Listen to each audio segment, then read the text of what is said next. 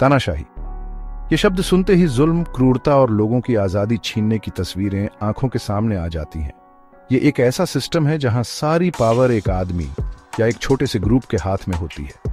ये पावर बड़ी बेरहमी से इस्तेमाल की जाती है। लोगों की मर्जी या कानून की कोई परवाह नहीं की जाती।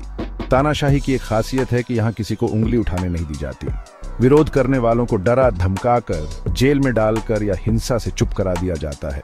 मीडिया पर पूरी तरह कंट्रोल होता है। हर जगह सिर्फ सरकार की तारीफ होती है और दुश्मनों को बदनाम किया जाता है। डर हर जगह फैला होता है। जिंदगी के हर पहलू में लोगों पर नजर रखी जाती है, उनकी हर हरकत पर। कहीं वो सरकार के खिलाफ तो नहीं है। कभी भी गिरफ्तार हो जाने या गायब हो जाने का डर लोगों के सिर पर मंडराता रहता है। तानाशाही कंट्रोल पर टिकी होती है। वो सिर्फ लोगों के काम ही नहीं, उनके विचारों और मान्यताओं पर भी कंट्रोल चाहती है। आजाद संस्थाओं को खत्म कर दिया जाता है या उन पर कब्जा कर लिया जाता है। उनकी जगह ऐसी संस्थाएं बनाई जाती हैं जो सिर्फ सरकार की सुनती हैं।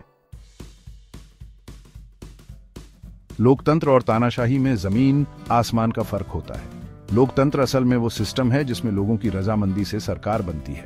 ये खुद का राज करने का तरीका है, जहां लोग अपने नेता चुनते हैं और चुनाव के जरिए उन्हें जवाबदेह ठहराते हैं। बोलने, इकट्ठा होने और प्रेस की आजादी लोकतंत्र में सबसे जरूरी होती है, ताकि विचारों का आदान प्रदान हो सके और सत्ता पर सवाल उठाए जा सके। लोगों को बिना डरे सरकार की आलोचना करने का हक होता है और वो बदलाव के लिए आवाज उठा सकते हैं। तानाशाही में जहां सारी पावर एक जगह होती है, वहीं लोकतंत्र में पावर अलग अलग हिस्सों में बंटी होती है और एक दूसरे पर नजर रखती है। इससे कोई भी एक हिस्सा ज्यादा पावरफुल नहीं हो पाता और पावर का गलत इस्तेमाल नहीं हो पाता। लोकतंत्र में कानून का राज होता है, यानी सब कानून के सामने बराबर हैं और सब पर एक ही कानून लागू होता है। इससे कानूनी सिस्टम में निष्पक्षता, पारदर्शिता और जवाबदेही बनी रहती है। 20वीं सदी, जिसे अक्सर तरक्की का दौर माना जाता है, उसमें कुछ सबसे क्रूर तानाशाह भी देखे गए। एडोल्फ हिटलर, जिसने हॉलोकॉस्ट की नींव रखी, उसने दुनिया को युद्ध में झोंक दिया और 6 लाख यहूदियों को मारकर इंसानियत पर एक गहरा दाग लगा दिया। जोसेफ स्टालिन, जिसने 3 दशकों से ज्यादा समय तक सोवियत संघ पर राज किया, उसने लाखों लोगों को मजदूरी करने पर मजबूर किया, फांसी दी और जानबूझकर भूखमरी से मरने दिया। खेती को एक जगह करने की उसकी नीतियों की वजह से बड़े पैमाने पर अकाल पड़ा और लोग भूखे मरे। माओ जेडोंग, जिसने चीन की नींव रखी, उसने सांस्कृतिक क्रांति शुरू की, जिससे चीन में पूंजीवाद और पुरानी रीतियों को खत्म करने की कोशिश की गई। इस दौरान लाखों लोगों को सताया, प्रताड़ित किया और मार डाला गया। ये तानाशाह, जिनके अपने अपने गलत विचार और पावर की भूख थी, उन्होंने मौत, बर्बादी और गहरे जख्मों का निशान छोड़ा। उनके काम हमें याद दिलाते हैं कि आजादी कितनी नाजुक है और बेरोकटोक पावर कितनी खतरनाक हो सकती है। भाग 4, आज के जमाने के तानाशाह, दुनिया पर साया। 20वीं सदी के आखिर में दुनिया भर में लोकतंत्र की लहर आई, लेकिन तानाशाही आज भी दुनिया के नक्शे पर एक दाग की तरह है। नॉर्थ कोरिया की बंद सीमाओं से लेकर मिडिल ईस्ट के तेल से मालामाल राज्यों तक तानाशाही सरकारें अपने लोगों पर जुल्म करती हैं। नॉर्थ कोरिया, जहां किम परिवार 7 दशकों से ज्यादा समय से राज कर रहा है, तानाशाही की एक बड़ी मिसाल है। वहां के लोगों को लगातार प्रचार का शिकार बनाया जाता है, उनकी बुनियादी आजादियां छीनी जाती हैं। सऊदी अरब, जो मिडिल ईस्ट में अमेरिका का अहम सहयोगी है, मानवाधिकारों के मामले में हमेशा से आलोचना का शिकार रहा है। वहां इस्लामी कानून की सख्त व्याख्या की वजह से महिलाओं के अधिकार बहुत सीमित हैं। चीन, जहां शी जिनपिंग का राज है, वहां सरकार ने अपनी पकड़ मजबूत की है। हांगकांग में विरोध को कुचला है। जैसी उम्मीद थी, आर्थिक तरक्की के साथ राजनीतिक आजादी नहीं आई। रूस, जहां 2 दशकों से ज्यादा समय से व्लादिमीर पुतिन का राज है, वहां तानाशाही बढ़ रही है। पुतिन की सरकार और ज्यादा दमनकारी होती जा रही है। सीरिया, जो 1 दशक से ज्यादा समय से गृहयुद्ध का शिकार है, वहां बशर अल असद का क्रूर शासन है। उसकी सरकार पर युद्ध अपराधों के आरोप हैं, जिसमें अपने ही लोगों पर रासायनिक हथियारों का इस्तेमाल शामिल है। भाग 5, जुल्म का बोझ। तानाशाही में जिंदगी दम घोंटने वाली होती है। डर, अनिश्चितता और हिंसा का साया हमेशा मंडराता रहता है। सरकार की पकड़ जिंदगी के हर पहलू पर होती है। जानकारी पर कंट्रोल, विरोध को दबाना और किसी भी विरोध की ज्वाला को बुझा देना। आर्थिक रूप से तानाशाही में अक्सर आम लोगों की भलाई की बजाय सत्ताधारी वर्ग के हितों को प्राथमिकता दी जाती है।